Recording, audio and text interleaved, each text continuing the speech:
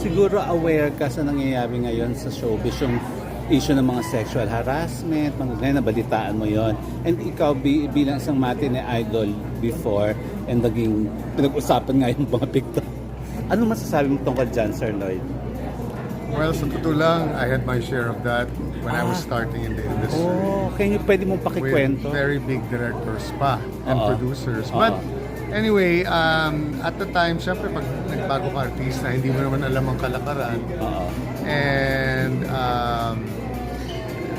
you know, fortunately, I mean, I thought, because anak ako ng isang batikang singer, I was protected from that. Pero hindi rin you know. So, I think, mas ano ngayon, kasi kami, wala naman kami masumbungan ng araw.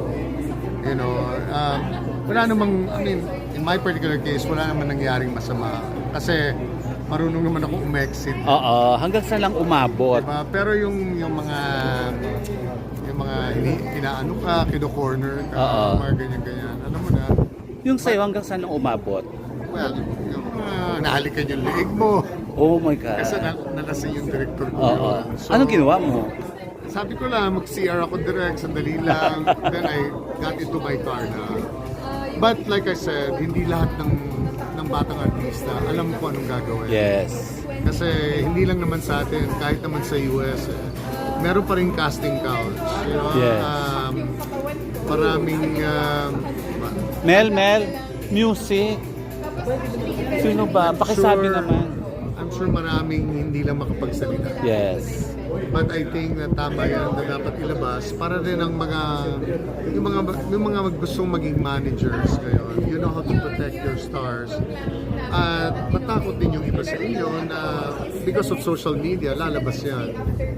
You know, so... Hindi ka nagsumbong sa mami mo noon? Hindi eh. Dahil? Because my mom was so busy. And akala ko naman, you know, yung basta wala lang nangyari sa'yo talaga. Yes, akala ko, palulusutin mo lang. Kasi gano'n ang kalakaran. You know, wala namang nag-explain sa akin na yung pwede kang, yung pwede kang magreklamo. You know. And lalo na in our case, you know, these are very big directors. Hindi naman ito mga indie directors. These are big directors. And active ba? Some are dead. Patay na. Okay. Some are dead. Ang gwapo-gwapo mo kaya nung araw, tapos hunk na hunk ka. You know, so, ilan yung nag-try? Many. Pinaka-worst yung hinilikan ka sa leeg. Kasi in a party yun, nalasing yung director. Then hinila ako sa kwarto. Then sabi ko direct. Tapos biglang pinag-iyakap ka. You know? So maraming mga, you know, wala namang sexual harassment ng araw eh. Hinaharas ng araw mga artistang babae kasi karamihan ng director noon, mga action star directors. It was much later na maraming ng mga more of the gay directors. Yes. Although I'm not saying all. But these are the ones that have the power. Lalo na pag may backer sila ng malalaking production house. True. So pag ikaw sinabihan na gusto mo ba talaga makasama sa movie na to? Siyempre ikaw naman, of course, why not? Alam mo, ganito lang yan. Tapos ganito na. Then mag-iisip ka, ganun? Kailangan yun? You know, but because I have a little bit of understanding about show business because of my mother, I knew na kaya kong umexit. You know, kasi hindi lang naman nung nag-showbiz ako, kahit nung nag-commercial ako, kina-corner ka rin ng mga casting directors. At nalusutan mo din. Meron akong estilo na nakaka-exit ako.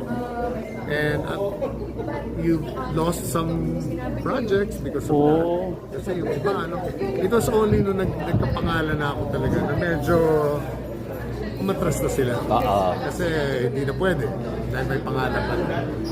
Pero unfortunately, lahat dumadaan dyan. And until now, nangyayari. It's still happening. Advice mo, Sir Lloyd, sa mga young male actors na dumadaan sa ganyan o dadaan sa ganyan? You decide kung ano ang linya mo.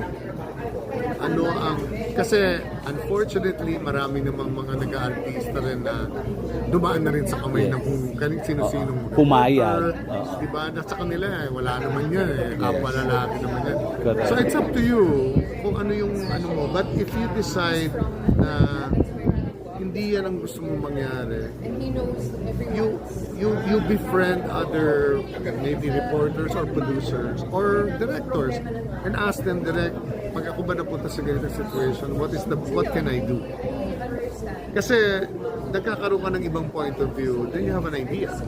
Pero kunyari yung lahat iisipin mo lang, hindi mo malalaman eh. Kasi our industry is a very particular kind of industry. And because we're selling image and sometimes you have to be sexy, you know, akala nila ganun ka sa totoong buhay. A lot of them, ito mas nagsasuffer ang mga female actresses na nagsasexy. Akala nila ganun ka talaga. Hindi nila naiintindihan na iba yung persona mo sa pelikula, iba yung totoong pagkatao mo. You know, but that is something you have to figure out. And good luck to everyone who wants to join this industry. Open your eyes, open your ears. Because it is full of sharks, but it can be a very good, lucrative industry if you know how to play the game properly. Yun lang. Thank